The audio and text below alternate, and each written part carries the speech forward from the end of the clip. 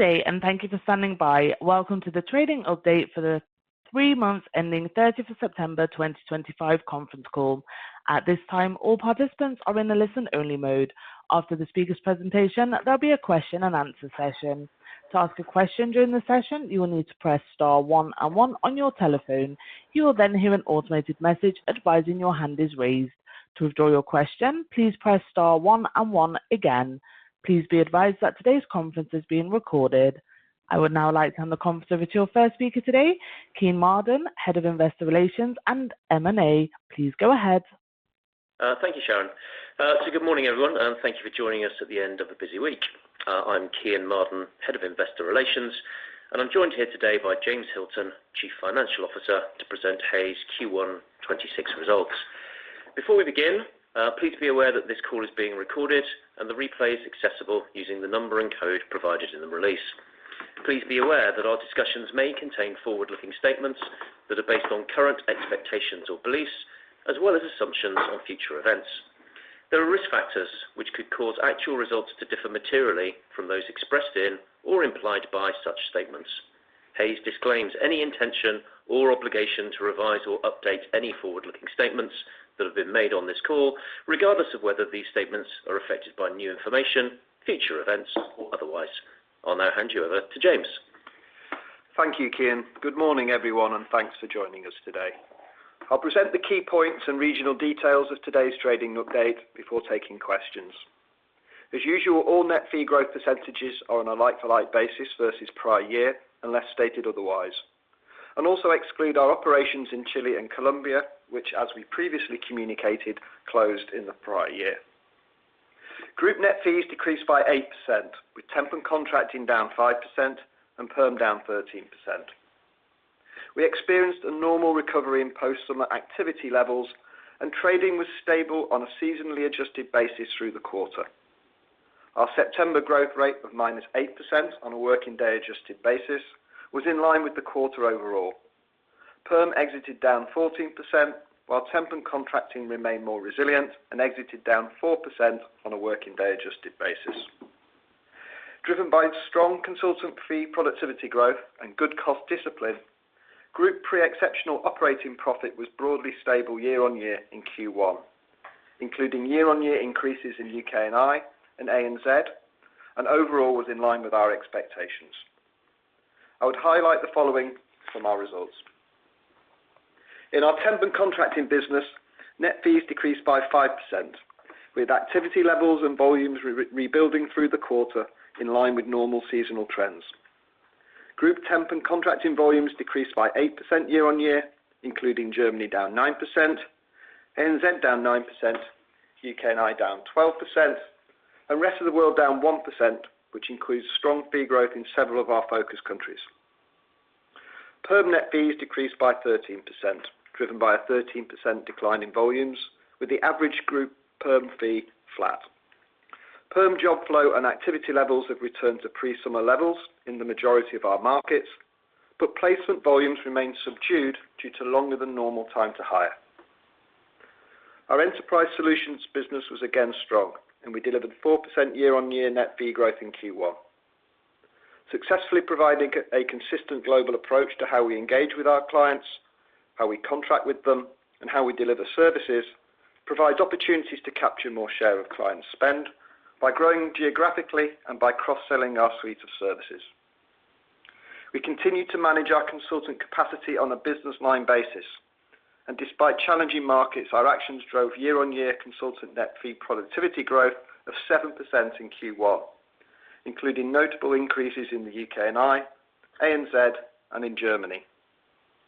This continues the encouraging trend we have demonstrated through FY25, and on a seasonally adjusted basis, productivity has increased now for 8 consecutive quarters. Consultant headcount was reduced by 4% in the quarter and is now down 15% versus prior year. Our program to deliver 80 million per annum in structural cost savings by the end of FY29, which comprises the 35 million delivered in FY25, and the additional 45 million target we communicated at our full year results, continues to progress well, and our non-consultant headcount exited the quarter down 17% year-on-year. Consequently, our cost base on a periodic and constant currency basis has improved to around 74 million from 75 million in Q4 25. The group's net debt position was around 40 million, which reflected normal seasonal outflows and timing of month-end payments. DSOs were maintained at 37 days, in line with prior year. I now provide comments on each division in more detail. Our largest market of Germany saw fees down 7%. Temp and contracting fees decreased by 5%, with contracting volumes remaining solid overall, with fewer finishers offsetting lower starter volumes. We saw a modest year-on-year reduction in average hours worked through the quarter, which was offset by improved margin and mix. In temp, volumes and starter numbers remain weak. Although automotive headwinds steadied over the summer, the sector contributed only around 8% of the division's total net fees in the quarter, which is down from around 14% 2 years ago. In perm, conditions remain challenging and fees decreased by 18%. At the specialism level, technology and engineering, our largest two specialisms, were down 1% and 16% respectively. Accountancy and finance was down 15%, but construction and property performed strongly once again, and net fees increased by 44%, driven by our focus on infrastructure and the energy sector.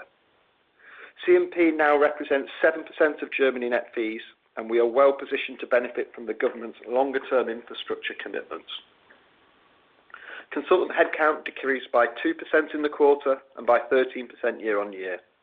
Driven by our ongoing resource allocation and back-office efficiency initiatives, consultant net fee productivity increased by 6% year-on-year in Q1, and non-consultant headcount reduced further.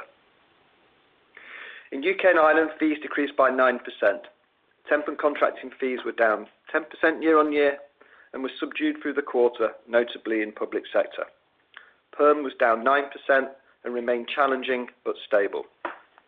Fees in the private sector declined by 5%, while public sector was tougher, with fees down 20%. At the specialism level, accountancy and finance and technology decreased by 7% and 2% respectively. Construction and property decreased by 12%, and enterprise performed well, with net fees up 16%. Consultant headcount decreased by 7% in the quarter and by 25% year-on-year. We have taken decisive action over the last 9 months to improve consultant net fee productivity, which increased by 14% year-on-year in Q1, and have made good progress with driving operational efficiency. As a result of these actions, pre-exceptional operating profit in the UK and Ireland increased year-on-year in Q1. In ANZ, fees decreased by 5% year-on-year. While market conditions remained challenging, activity levels were stable through the quarter. Temp and contracting decreased by 2%, although the conversion of perm activity remained challenging and perm net fees were down 9%. The private sector was down 3%, with the public sector down 7%. At the ANZ specialism level, construction and property declined by 4%, technology was down 2%, accountancy and finance decreased by 5%, and office support was flat. ANZ consultant headcount was down 4% in the quarter and down 11% year-on-year. Driven by our focus on resource allocation, consultant net fee productivity increased by 5% year-on-year in Q1, and as a result of our actions, pre-exceptional profit in ANZ increased year-on-year. In our Rest of World division, comprising 26 countries, like-for-like fees decreased by 10%. Temp fees decreased by 4%, but the majority of our perm markets remained challenging and fees were down 14%. As a reminder, our actual growth rates include the impact from our previously communicated action to close our operations in Chile and Colombia. In EMEA ex-Germany, net fees were down 13%. France, our largest Rest of the World country, remained tough and loss-making, with net fees down 20%, but our actions to address productivity and costs are being delivered on plan.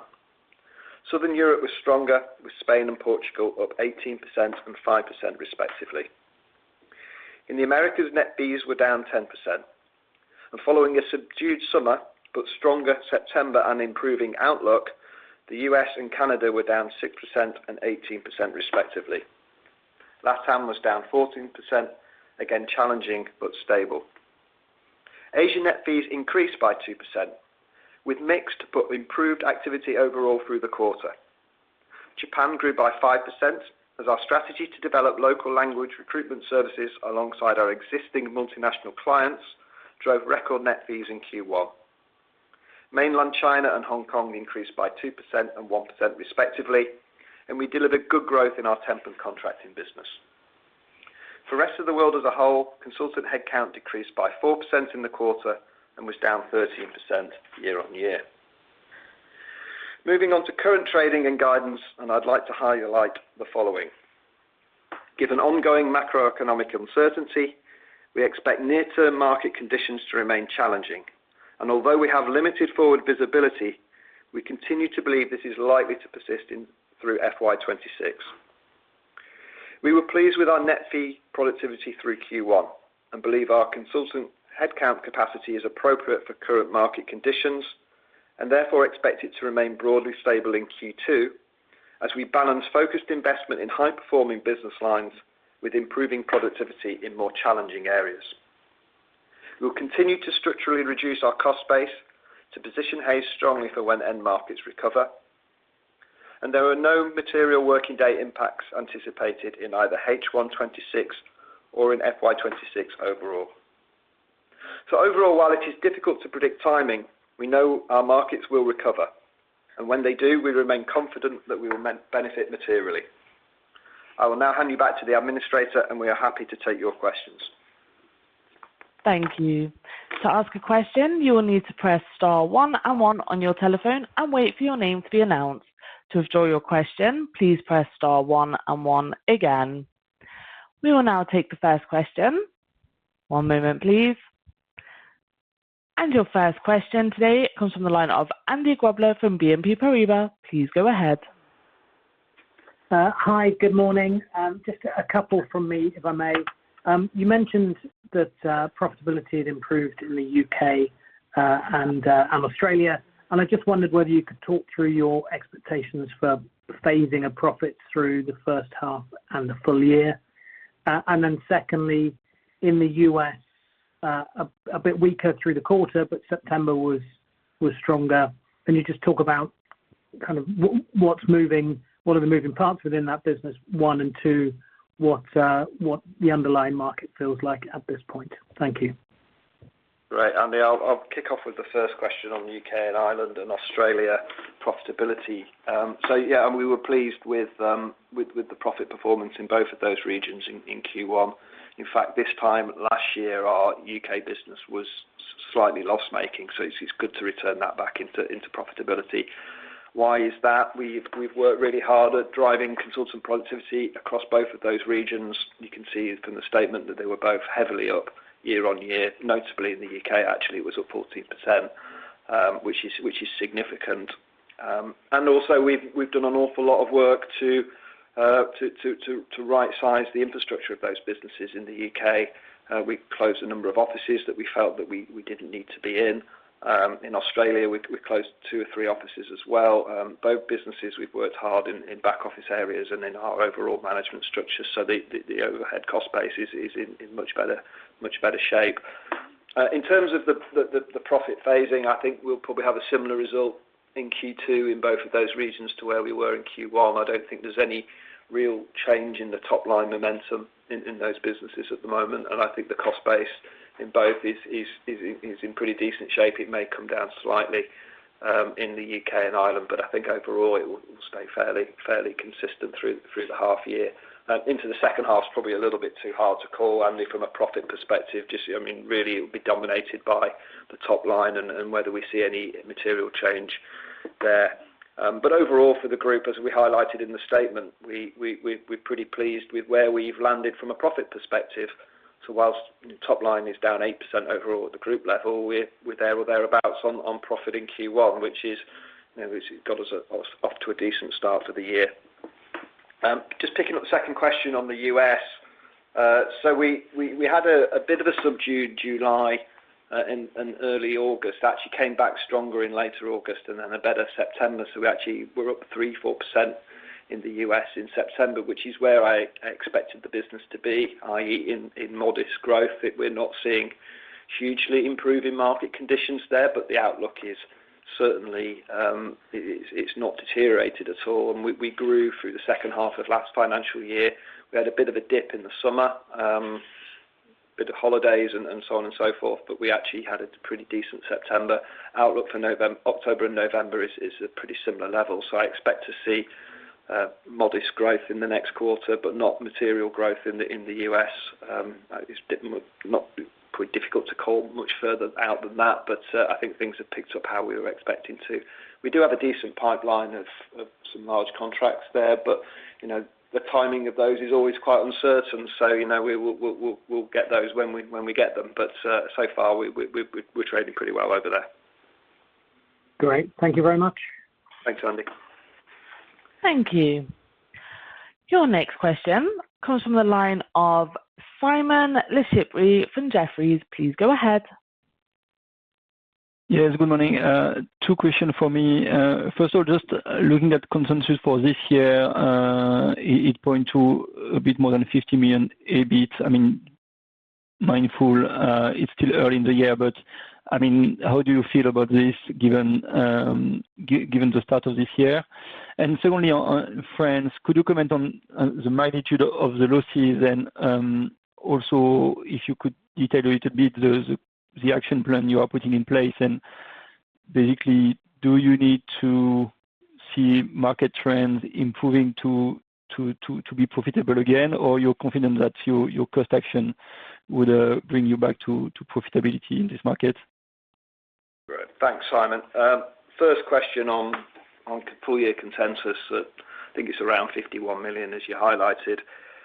We're very early, obviously, in the year. We're 3 months in, and I think there's a lot of road ahead of us to get over the next 9 months to see where we get to. At this stage, Simon, I'm comfortable with where the market is. I don't really see it either way, to be honest. I think, as I said before, we've had a decent start to the year from a profit perspective, but it's very, very early days, so I wouldn't want to get drawn on that number too much. Second question on France. As I said, it's been a tough quarter over there. We've had a tough 12 months, to be honest. It's a really challenging market, as you're probably well aware as a Frenchman. It's a difficult macro there. There's a lot of instability. There's a general lack of business confidence, and we, like many of our competitors, are finding that a very challenging market to operate in. Our business in France is around 70-75% perm, and so clearly it has an impact. We were down 20% year on year in the quarter, which is representative of that. And we're not seeing any pickup at all. So, top line is still really challenging. We've done a lot of work on the cost base, but as you'll also be aware, that takes some time in France. We've been through a social plan, which is time-consuming and is necessary to make the kind of corrections that we need to our cost base, but the plans are going well. I expect that to land in the next quarter, and when it does, the cost base should come down to get us back to a position where we're around the break even. But in the first quarter, we lost about 1.5 million. Thanks a lot. Thanks, Simon. Thank you. Your next question comes from the line of Rory McKenzie from UBS. Please go ahead. Morning, Rory here. 2 questions, please. You've already given the exit rate in September, but could you talk about how some of the KPIs within that look at the moment? Temp and contractor starters versus finishers, and maybe anything on perm job flow. I guess September can kind of set the tone for the rest of the year. So just interested to know if there's anything worth reading into in terms of client behaviour after the summer. And then secondly, while markets overall sound broadly stable, I guess consultant headcount was down 4% in the quarter, which maybe was a bit faster than expected.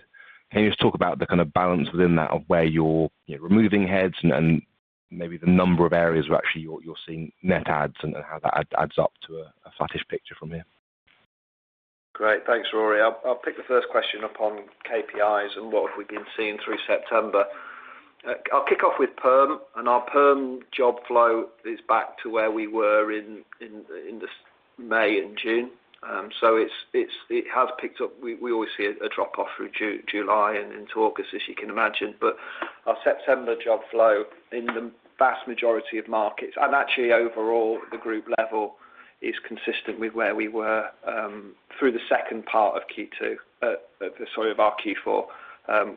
Remember that we did see a slowing down through our Q4, but we're consistent with levels through May and June. And then same on interview numbers, actually. Interview numbers are pretty consistent as well, but it's still challenging to convert all the activity into placements, and I think that's reflective of still challenging business confidence. So we are seeing activity come through.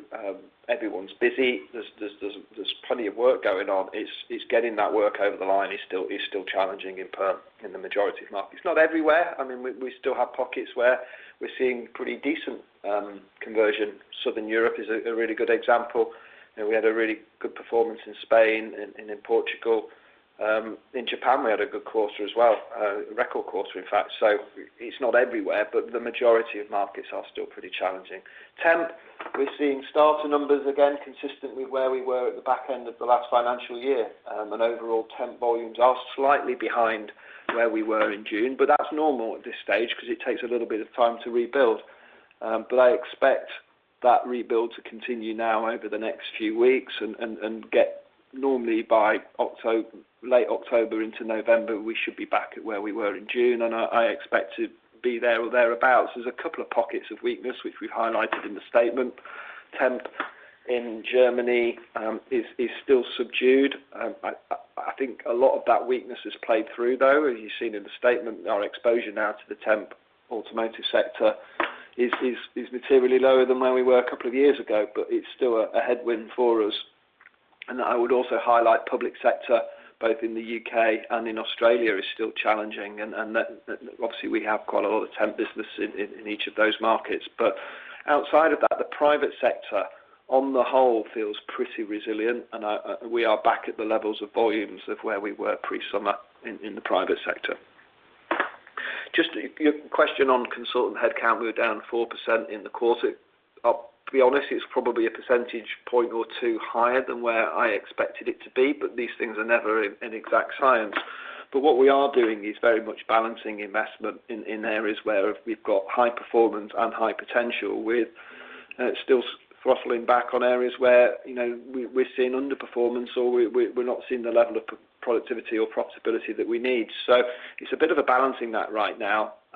We are looking to expand headcount in some markets, as I highlighted before, Southern Europe, Japan, Asia, one or two other markets outside of Japan. We are adding headcount selectively. And also in some of our bigger businesses as well, such as the UK and Australia. There's very much parts of the senior professional areas, some of the technical areas in life sciences, and some elements of the technology businesses in contracting we are investing in. So it's not a one-size-fits-all at all at this stage. It's very much nimble market by market selection of where we really want to add heads, but I don't want really to see headcount fall much further than it is now for the markets we've got. Great, thank you. And just to follow up on the KPIs, can you just talk about any changes in the salary offers that you're seeing? I think within perm, the wage fee kind of tailwind is now 0% for you. So is wage inflation really kind of stalling at the moment? I think that's fair, Rory. Actually, we had a flat year-on-year average perm fee. I think that's the first time in 3 or 4 years that we've seen that come off to about a flat result. Interestingly, if you see the rec data that just came out this morning in the UK, they say a very similar kind of trend in the UK specifically, that there's little to no wage inflation coming through now, and I think that's reflective of the world we're in. Yeah. Okay, thank you. Thanks, Rory. Thank you. Your next question comes from the line of Zach Al-Qayyuti from Morgan Stanley. Please go ahead. Morning, James. Morning, Cian. 2 questions, please. Firstly, regarding the remaining 45 million cost savings that's targeted, could you help us quantify the amount of exceptional costs you'd expect to come with that? And then secondly, the 40 million of net debt is a little more elevated than we expected. Could you maybe elaborate on the moving parts there and help us understand how much was just driven by timing of cash flows at the end of the month that should reverse? Thank you. Sure. Thanks, Zach. On the exceptional cost, it's really hard to call how much that will be over because clearly it's over a timeline of 3 to 4 years, and it also depends on where it is. I wouldn't want to get drawn too much on it. What I would highlight is last year we saved about 35 million in structural costs, and we incurred a 30 million exceptional. So it wasn't quite one for one, but it wasn't a million miles away. So as I stand here today, as a broad rule of thumb, I think that's probably not a bad yardstick to guide by, but clearly there's a lot of sensitivity around that, depending on where it is and exactly what decisions get made. So, but I think that's probably a sensible guideline on that. In terms of the 40 million net debt is a little bit behind where I was expecting it to be. We normally do see a cash outflow in Q1. It's normally more around 50 million or so.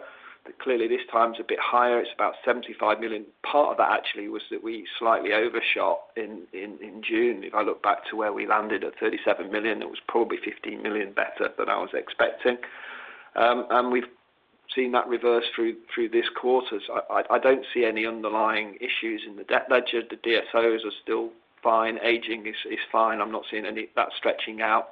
It really is a seasonal impact, and I expect to recover that position back through the next quarter, which is what we did last year, and I expect to do the same again. Thank you. Thanks. Thank you. Your next question today comes from the line of Karl Green from RBC Capital Markets. Please go ahead. Yeah, thanks very much. Good morning. Just a couple of remaining questions from me. You talked obviously about the cadence of profitability in the UK and Australia between H1, H2. Just at the group level, very broadly, what kind of a percentage split would you expect to see based on current consensus between the first and second halves? And then the second question, just going back to this issue of consultant productivity and redeployment, it might not be a stat that you've got to hand, but what would you hazard a guess as to the proportion of consultants currently seeing productivity increases versus those seeing decreases in productivity? I guess the underlying question is, what's the residual tolerance of pain here in terms of preserving capacity to benefit when the upturn comes? Wow, that second one's going to be a difficult one to answer, but I'll have a go at the first one. It's probably slightly easier for me, Carl. Historically, we've generally had slightly better profitability in the second half of the year than in the first half, but clearly we've been through some pretty choppy waters over the last 2 or 3 years, so you haven't always seen that seasonality. But we do have more working days in the second half. And put simply, in the first half, we have combination of summer and Christmas, and in the second half we have Easter, so you generally have a little bit of tailwind into the second half, but that's clearly dependent on a relatively stable top line. But if the world was stable and we saw stability through the year, I'd expect generally to make about 10 million more profit in the second half than in the first half. On the second question, wow, that's a challenge. I'd have to sit there and look at all sort of 6,500 consultants and figure out who's up and who's down. But joking aside, what we are doing is managing our business on a very detailed basis, a business line by business line. Dirk's absolute resolute focus is making sure that all of our performance is understood, that our business is performing. We are hitting the kind of metrics and measures that we would expect to in all of our businesses. And many of our businesses are performing well with very good productivity, in fact, record productivity in some areas. And those are absolutely the businesses that we want to double down on and grow, because if we're performing well, we're performing profitably, and the market outlook is good and it's an area of long-term potential, absolutely the right thing to do is to double down on that. Do we still have some pockets of weakness in the business? Yes, we do. There are still some areas of performance that aren't quite where we are, and in each one of those is a careful, considered decision on whether we kind of stick or twist really on it, Carl. Is it something that we feel is doing well in the market is in, and therefore we should keep and therefore hold and preserve? or not. And each one of those is a market-by-market call with its own individual set of circumstances. So I can't really answer that at a macro level other than to say we've been incredibly surgical and very, very thorough and detailed in how we look at the business and how we're managing it. That's clear. So I mean, maybe phrasing it slightly differently and easier, we shouldn't interpret sequential headcount stability as a willingness at the group level to see productivity dip necessarily because of the churn and because of the redeployments, etc. No, we still expect to see productivity growth, Carl. Not just in the next quarter, over the longer term. I think that's how we measure the improving quality of business mix over a period of time, and that will be a really important part of how we rebuild profitability over the long term. Put simply, we see consultant productivity growth beating inflation as being really critical to the long-term profitability of the business and rebuilding that, and that we'll continue to manage it that way. Great, thank you. Thank you. Your next question comes from the line of James Rowland Clark from Barclays. Please go ahead. Hi, good morning. So I just had to follow up on the productivity question from Carl just a moment ago. You mentioned in the release that the UK has seen the strongest year-on-year gains, and I just wondered if that is a pure reflection of the mix of sort of taking out your least profitable consultants, or is there anything that you've learned from the UK that are specific to the market that you can perhaps sort of roll out across your other consultant base, or was the UK perhaps just lagging on productivity versus the other markets and had some catch up? So I guess any colour there specifically as to why it's been so strong and can it be replicated across the group? Thank you. I think it's probably slightly more of the latter than the former, if I'm honest, James. I think we did have a bit of work to do and a bit of catch up to be done in the UK. And a part of that was that we've had really tough markets in the UK, particularly in a number of our perm areas, and we had to address some of the levels of performance and productivity and make corrections. You can see that our consultant headcount is down 25% year on year, and we've had to make some really tough decisions and hard decisions in order to improve that. And I think it's come through really well. I think the team have done an absolutely fantastic job, actually, of managing that really well. That business is now back into profitability, which is really, really important for us.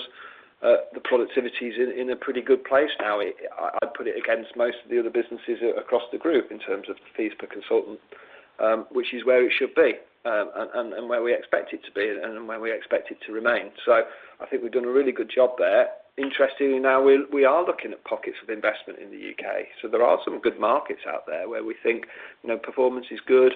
We've got the opportunity to get back on the front foot, which is great. There are still some areas where we're not quite happy with the performance, and we might have to take a few corrective measures as well. But overall, I think we'll be in a pretty stable position on UK headcount, maybe even slightly up in the next quarter, but we'll see. Thank you. Great, thanks, James. Thank you. As a reminder, if you would like to ask a question, please press star 1 and 1 on your telephone. We will now go to the next question. Oh, the question was withdrawn. Oh, it's just come back. Apologies. One moment, please. Your next question comes from the line of Simon Oppen from Kepler Cheuvreux. Please go ahead. Yeah, good morning. I would like to zoom in on Germany a bit more. Quite interesting to see that your construction and property business performed strongly, whereas the broader market in Germany remains subdued. And could you give a little bit more color on the dynamics that you are currently seeing in Germany and the sentiment among your clients there? Yeah, thanks, Simon. I think thanks for highlighting that. I think we've been really pleased with the action taken by the team in Germany to pivot the business quickly and effectively away from challenging markets, which we've been discussing for some time in autos, for example, into where a lot of the opportunities are, and our successes in construction and property are testament to that. I think they've done a really good job, and actually you look at the size of that C&P business today, it's virtually as big as our auto business. I never would have thought of that 3 years ago. So it just shows how much action's been taken. And actually we're positioned quite well for our biggest clients there, a combination of public sector and in private sector across infrastructure. We do a lot of work in the utilities and energy sector, and increasingly now into the defence sector. And I think we're positioned well for what should hopefully be some stimulus and some tailwind from the infrastructure projects that the government has outlined and is now starting to fund. So, I think the team have done a great job of pivoting away from some of our sort of historic businesses towards new areas of opportunity. So, well done to them. Okay, thank you. Thank you. As there are no further questions, I will now hand back to James Hilton for closing remarks. Thank you. If that's all for questions today, thank you again for joining the call. I look forward to speaking to you next at our Q2 results on the 14th of January. And should anyone have any follow-up questions, Cian, Prash and myself will be available for the rest of the day to take any calls. Thank you. Thank you. This concludes today's conference call. Thank you for participating. You may now disconnect.